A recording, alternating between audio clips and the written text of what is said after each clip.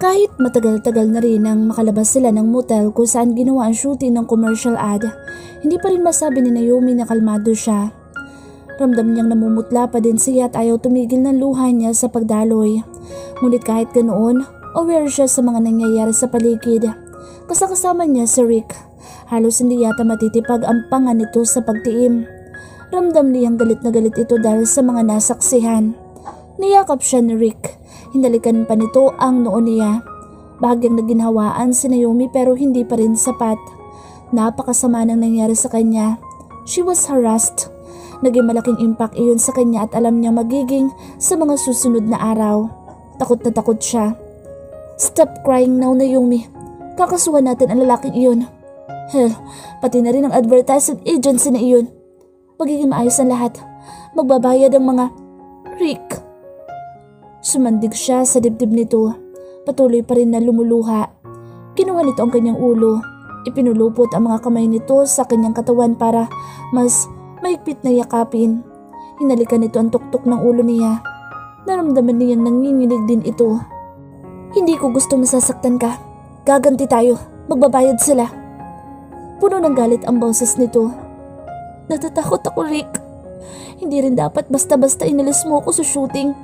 Nakapirma na ako sa kontrata at to hell with your contract. Babayaran ko iyon.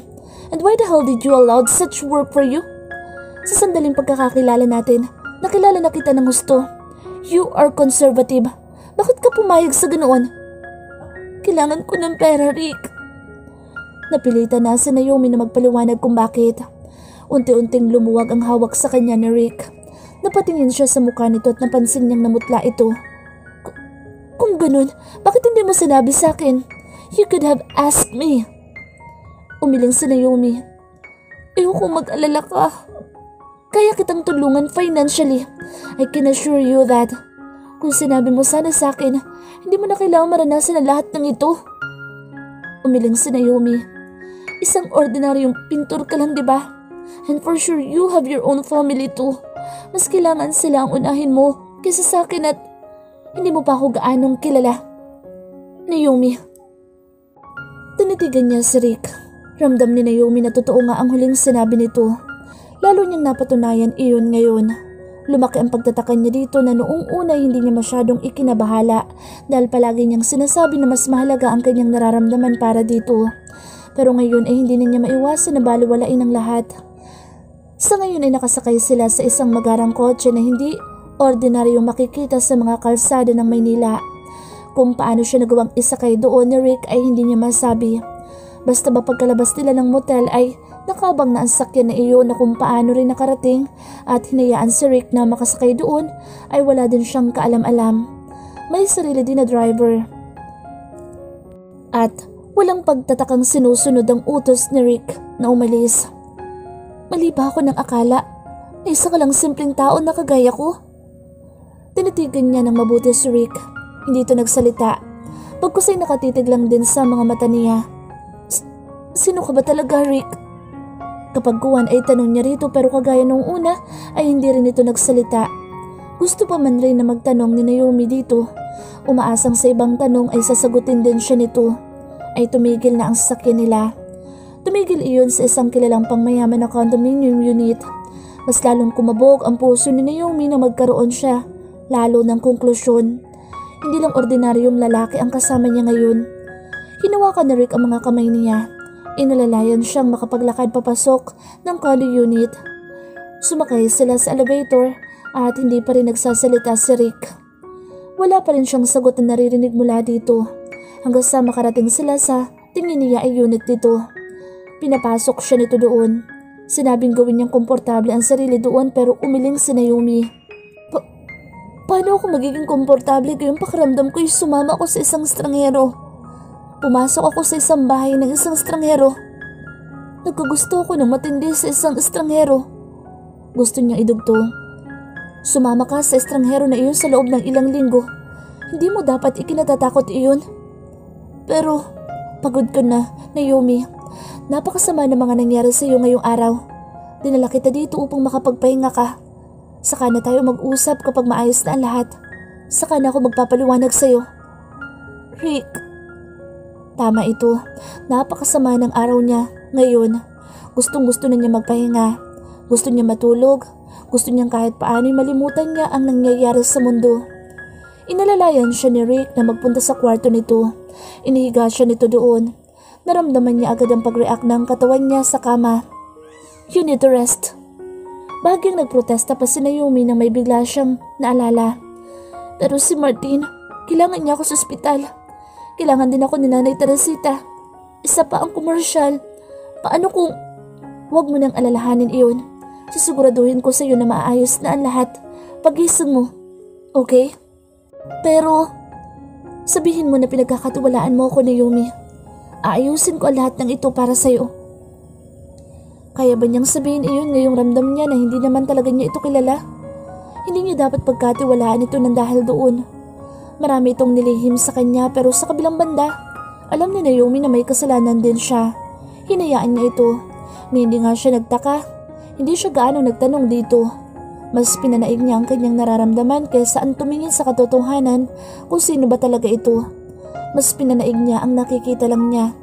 Kahit ilang beses na siyang pinagsabihan ay hindi siya nakinig. Pinagkatiwalaan niya si Rick sa kabila ng lahat kaya ganoon. Tumango siya. Bahagyang lumiwanag ang mukha nito. Naging payapang itsura nito. Hinalikan siya nito sa noo. Everything's going to be alright.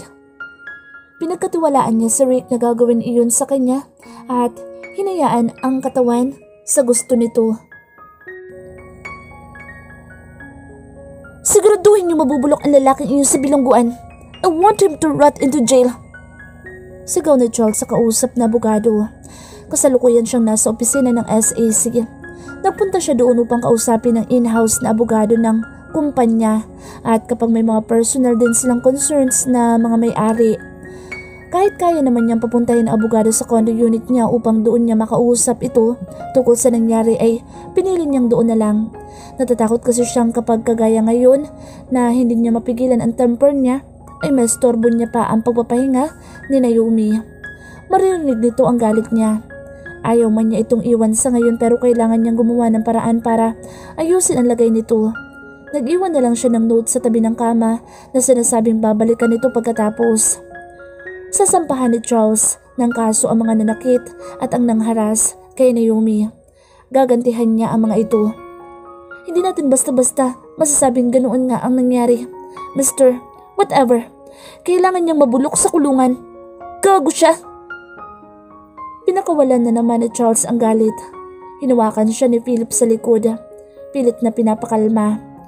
Nasa SAC ito at nang malaman na naroroon siya upang kausapin ng abogado ay pinuntahan siya nito. Naikwento niya rito nang hindi oras ang nangyari. Inalalaya naman siya nito. Relax, Charles. Huwag mo masyadong pangunahan ng galit ang sitwasyon. Mas makakasama iyon. Gagawa tayo ng paraan. Nakita ko kung paano siya pinagsamantalahan ng lalaking iyon at ang mga tao sa paligid niya. Wala man lang kaagad umaksyon. Paano kung hindi ako dumating sa oras sa lugar na iyon? Paano kung sinunod ko ang gusto niyang saka na lang kami magkita? God, I can't take to even imagine it.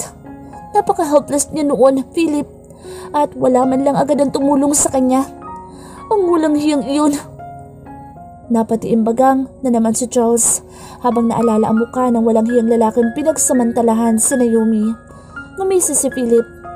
You really cared about that girl. Binigyan niya ang kaibigan ng matalim na tingin. And you can even give me a wicked grin after all what happened? Tatawa-tawang itinaas ni Philip ang kamay. Relax, hindi mo ko kaaway. Nakakatawa lang na ang init-init ng ulo mo. Well, mainit din naman talaga ang ulo mo pero kakaiba ang sa ngayon. At dahil lang sa isang babae, ha? Seryosong-seryoso ka talaga sa kanya. She was different. I can't afford to see her cry. Hindi ko kayang makita siyang nasasaktan. Tumas ang sangkilay ni Philip. Nararamdaman mo mga ganitong bagay pero itinatanggi mo pa rin sa amin na mahal mo na siya. Itinaas niya ang dalawang kamay. Hindi ang nararamdaman ko ngayon ang problema. Huwag mo na munang ungkatin ang bagay na iyon. Ang gusto ko ay maparusahan ang lahat ng gumawa ng masama kay Naomi ngayon.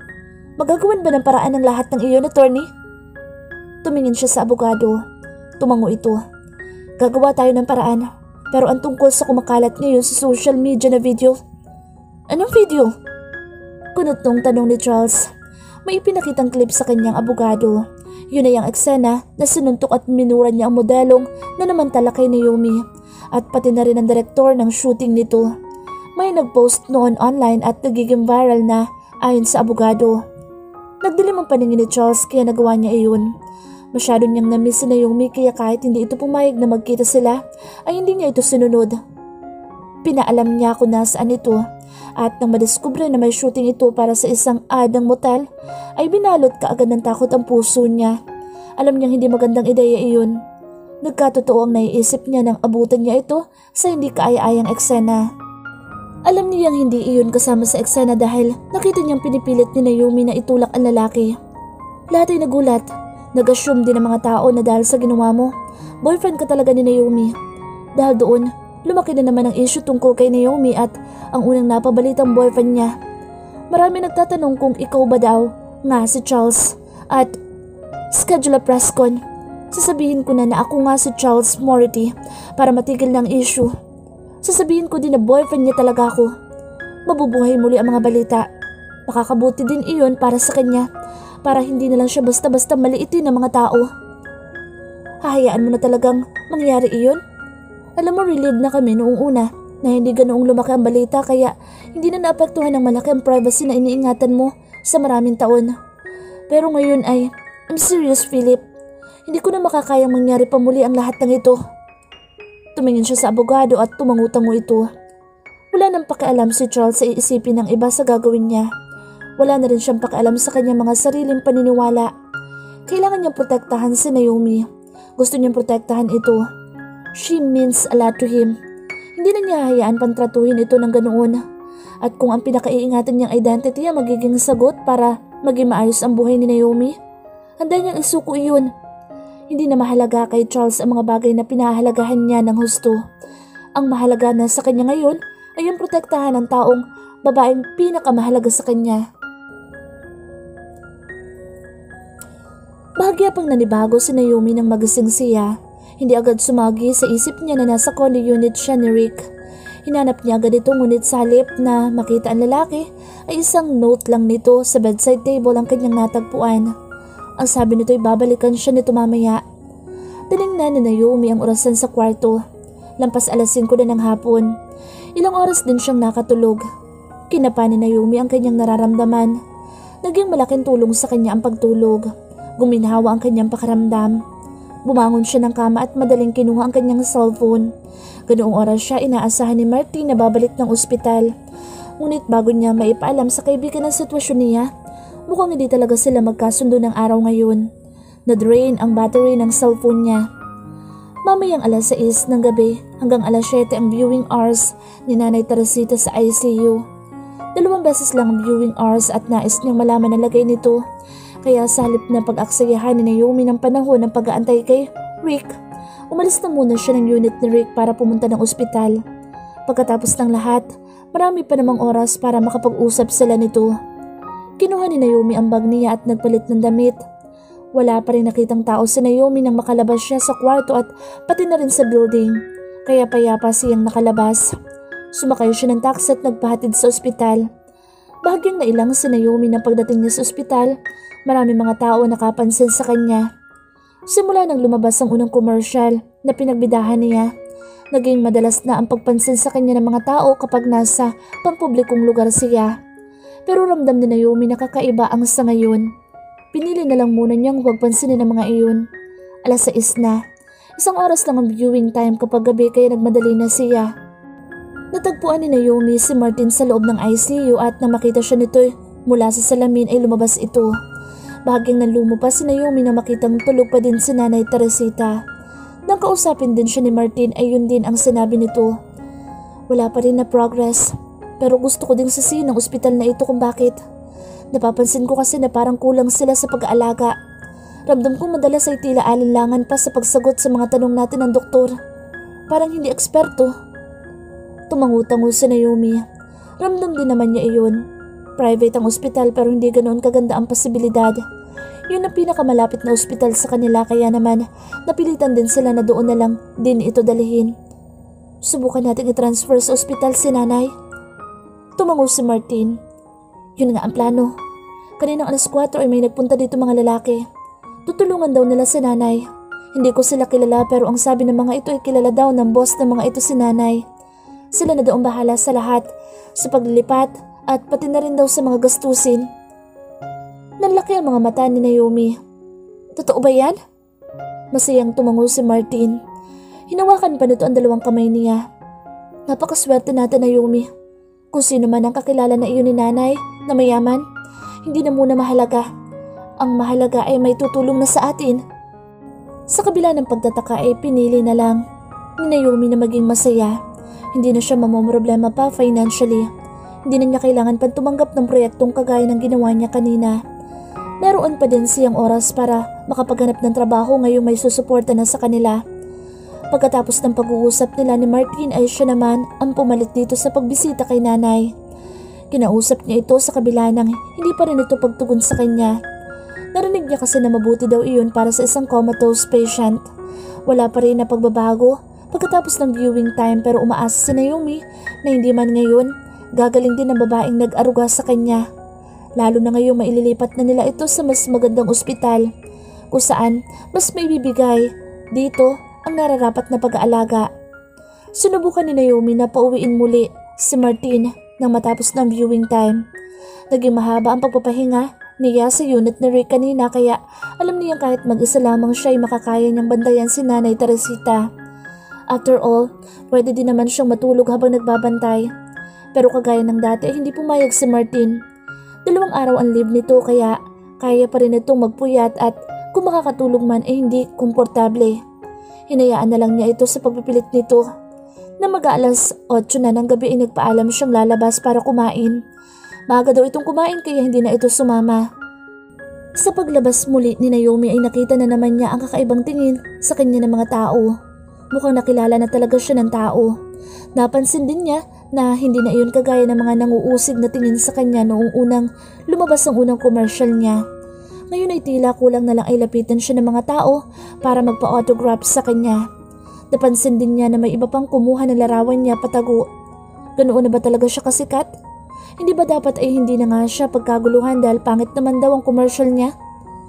Nang bumalik si Naomi sa ospital ay naramdaman na niya na sikat na nga siya. Well, publicity is publicity. Negative po man iyon. Naisip na lang niya bigla.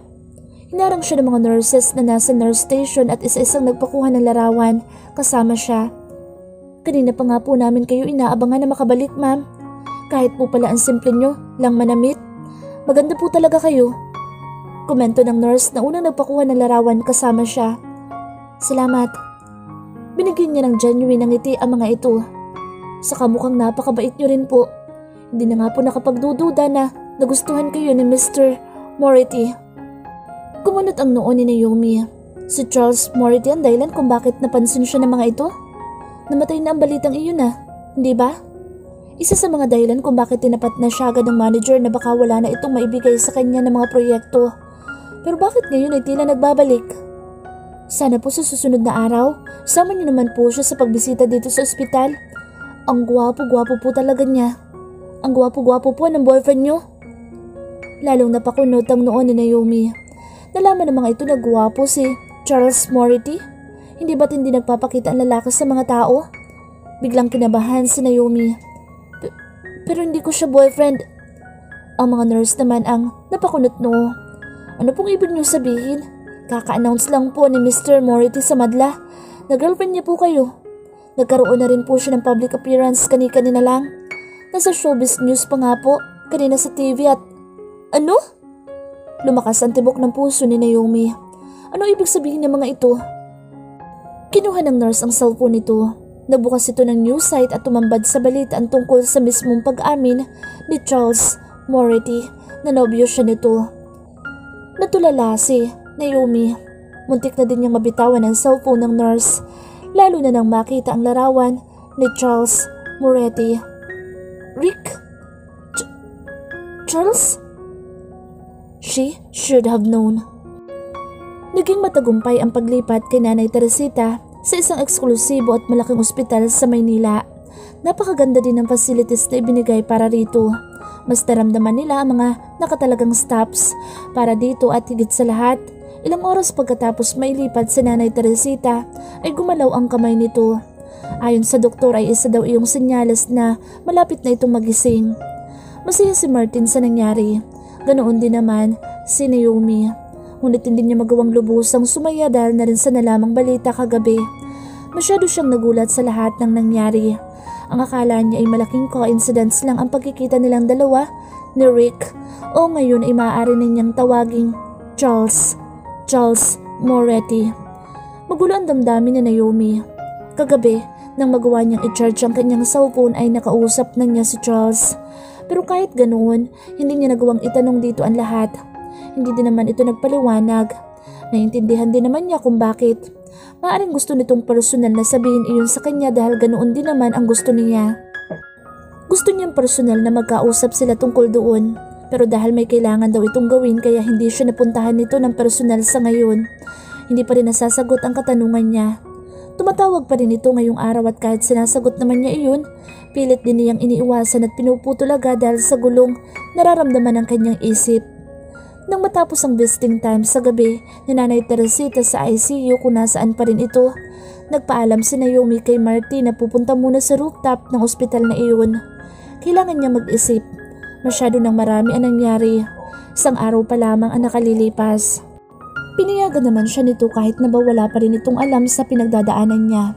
Hindi naman niya ito masisisi dahil halos hindi ito umaalis ng ospital. Hindi nakakapanood ng TV o nakakapagbasa ng dyaryo man lang. Hindi din ito mahilig sa mga social media sites. Wala pa itong kaalam-alam sa naging malaking balita tungkol sa kanya. Ang sinabi niyang dahilan sa kaibigan ay gusto lang niyang magpahangin. Ano ba ang dapat niyang gawin? She felt trapped. She felt betrayed. Hindi coincidence lang ang paglapit ni Charles sa buhay niya. Sinadya nito na magkita muli sila upang kumprontahin siya. Kaya pala tila galit na galit ito ng araw na iyon. May kasalanan talaga siya dito. Bakit din ba hindi niya naisip na hindi siya kukumprontahin ng makapangyarihang tao na iyon? Bakit siya hindi nagtaka ng matindi kay Rick? Pero higit sa lahat, bakit nagsinungaling ito sa kanya? Bakit sa halip na kumprontahin siya nito, inagkunwari pa ito sa kanya? Dahil doon, naging malaki tuloy ang pagdududa niya rito. Kung nagawa nitong magsinungaling sa kanya, ang nararamdaman at ginagawa rin ba nito sa kanya ay mga kasinungalingan din? Napakasakit. Itinuring pa naman niya na totoo ang lahat ng ginagawa nito. Nagustuhan niya mga iyon. Nahulog siya sa mga iyon. Nahuhulog na siya dito. Gusto mapaiyak ni Naomi. Bakit nangyari ang lahat ng iyon? Pakiramdam niya ay napaglaruan siya. Nagbukang tanga. Naomi. Nasa ganoon siyang pag-iisip na may magsalita. Hindi na kailangan na lumingon ni Naomi upang malaman ko sino iyon. Nakakatawa lang na palagi siya nitong nahuhuli, nasusundan. Nung una, iniisip niya na baka stalker niya ito pero hindi. Bilyonaryo si Charles Moretti. Madali lang nitong mapapasundan ng isang kagaya niya. Malalaman ang ginagawa niya kahit hindi ito umaaksyon. Makapangyarihan itong tao sa kabila ng pagiging misteryo nito. Anong ginagawa mo dito? Gabi na. Malamig din ang gabi. Baka magkasakit ka. Wika pa nito. Nilapitan siya nito at ibinigay ang jacket na suot-suot nito. Pero hindi iyon tinanggap ni Naomi. Kumunot ang noon nito. Bakit? May problema ba? Alam ko nagkaroon ako ng pagkukulang sa iyo dahil hindi na kita nasundan kagabi. At kanina naman ay may inasikaso ako at kasama ba sa inasikaso mo ang pagpapalipat kay nanay sa ospital na ito? Nang malaman ang tungkol sa totoong identity ni Rick ay nagkaroon na siya ng hinala na maaring ito ang gumawa ng paraan. Nangako ito na ayusin ito ang lahat. Dahil ngayon alam na niya na mayaman ito, magiging madali nga naman dito ang pag-aayos ng lahat. Isama pa na kakilala naman talaga ito ni Nanay Teresita na noong una pinagtataka niya kung sinong naging sponsor dahil halos lahat naman ng kakilala ni Nanay Teresita ay kakilala din nila ni Martin. Wala silang kilalang ganoong kayaman na kayang ipalipat at sponsoran ang kondisyon nito. Kung ganun ay alam mo na, yun ba ang dahilan kung bakit iniwasan mo mga tawag ko? Na kapag tinatawagan kita ay palagi lang maiikli ang mga sagot mo? Sinalubong ni Charles ang tingin niya. Naglihi si Naomi ng tingin. Nagsinungaling ka sa akin. Hindi mo sinabi sa akin ang totoo. Ganun ka din sa akin. Ginamit mo ang pangalan ko. Ginulo mo ang pribado kong buhay. Ako sa naman ito sa kanya. Nasa pool si Naomi. Totoo naman ang sinabi ni Charles. Sinalubong na niya ang tingin nito. Wala naman siya nakitang galit sa mga iyon. Sa mga sinabi nito sa kanya ngayon, inaasahan niya na meron. Oo, nagsinungaling sa kanya si Charles pero tama ito. Nagsinungaling din siya dito. Kung titingnan, ang may mas malaking kasalanan sa kanila ay siya. Dapat ay ito ang magalit pero wala siyang kahit anong nakita sa mga mata nito na ikinabigla niya. Mahal ko ang pagkapribado ng buhay ko. Hindi ko ginustong kahit sino ay may manggulo noon. You've been a distraction to me, but a beautiful distraction indeed. Kahit ginulo mo ang buhay ko, hindi ko magawang magalit dahil gusto ko rin naman na ginugulo mo ako. Gusto ko na makasama ka. Gusto ko na makilala ka ng lubos. Napalunok si Naomi. Pagkatapos ng lahat, nagawa mong sabihin sa akin ang mga yan? Nilapitan siya ni Charles. Hinawakan ng isang kamay nito ang kanyang pisngi. Tila matutunaw din siya sa tingin ibinibigay nito sa kanya. Ngumisi pa ito. Hindi ko rin alam kung bakit. Kahit ang mga kaibigan ko'y nagtataka. Salip na pagalitan kita, parusahan sa ginawa mo sa akin. Parang ako pa nagpaparusa sa sarili ko. Nasalip na ayusin ko ang buhay ko. Pinalapit ko pa ang nakagawa sa akin ng masama. But no, di ko kayang gawin ang pagpaparusa iyon sa sarili ko dahil gusto ko rin iyon. Maaaring nagsinungaling ako sa iyo at hindi ko sinabi sa iyo kung sino ako sa iyo pero lahat ng ginawa at pinakita ko sa iyo nang nagkasama tayo. Totoo yun. Gusto talaga kita, Naomi, at hindi ko rin gustong hayaan na maliitin ka ng ibang tao. Kaya inamin ko sa publiko ang lahat. Pinalabas ko na boyfriend mo talaga ako. Ipinakita ko pa mismo ang mukha ko para maniwala silang lahat dahil gusto kong maging mabait sa iyo ang lahat. Ang respetuhin ka. Ang hindi na magawang saktan, maliitin at pagsamantalahan. Kagaya ng ginawa sa iyo noong shooting na iyon. Gusto kong protektahan ka. Isang pagkakamali lamang ang article pero hindi ko akalain na ito ang kapupuntahan noon. Sumakay lang naman ako sa mga nangyari dahil nakita ko kung paano ako narespeto ng mga tao sa paligid ko. Nang malaman nilang may kinalaman ako sa isang nare-respeto at tinitingalang tao. Nabigyan din katuparan na matagal ko ng pangarap. Masama, oo. Pero sa unang pagkakataon sa career ko, pakiramdam ko ay nagkaroon ako ng silbi. Kinuha ko ang pagkakataon pero sandali lang ang lahat ng iyon. Nang tanggihan ko mga interviews, hindi lumaki ang balita. Bumalik sila sa dati. Isama pa na hindi naging mabenta ang unang major sa commercial na ginawa ko. Nasira ang lahat at kaya ako nang gumawa ng paraan. Umamin na ako sa lahat para hindi na muling mangyari iyon. Simula ngayon, hindi ka na nila babaliwalain. Rerespetuhin ka na nila dahil ako na mismo ang umamin. Ang hirap paniwalaan. Sigurado ka ba sa ginawa mo? You gave up your precious identity dahil lang sa akin at hindi ka galit? Naiintindihan mo ang ginawa ko? Oo, aaminin ko noong unay nagalit ako sa iyo pero hindi yun ang unang pagkikita natin. Alam mo yun. That day, you haunted me. Gusto kitang makita muli at ikaw mismo pa ang gumawa ng paraan. Sa paglipas ng mga araw, nagustuhan pa kita lalo. Nawala na ang galit. Ang pakiramdam na nilokot ginulo mo ako. I guess what I feel for you is really that hard to overcome those. I really like you, Naomi. Hindi ko nahahayaan na masaktan ka. From my identity of the things that I gave importance before. All that matter now is you. Natunaw ang puso ni Naomi sa pinagsabi ni Charles.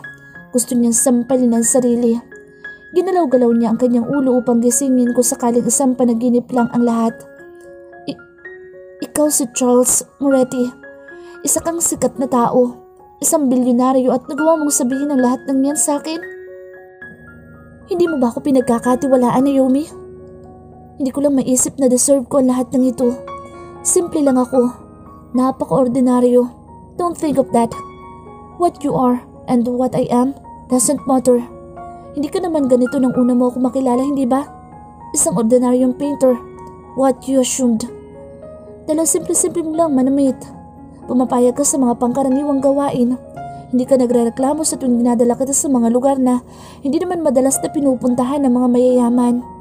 Paano ko maiisip na isa palang bilyonaryo ang kasakasama ko? Isa sa mga dahilan kung bakit hindi ko inamin sa iyo ang lahat. Ayoko makita mo kung ano ang makakaya kong ibigay sa'yo. Bumuntong hininga si Naomi. Napakarami nang nangyari. Hindi ko mapaniwalaan ang lahat ng ito. Hindi ko lubos maisip. Ang dami mo ring nagawa. Hindi lang sa akin kung hindi kay Nanay Teresita. Maraming salamat tungkol doon. Alam kong mahirap na bayaran ang tulong na ibinibigay mo pero ipinapangako ko na babayaran ko iyon.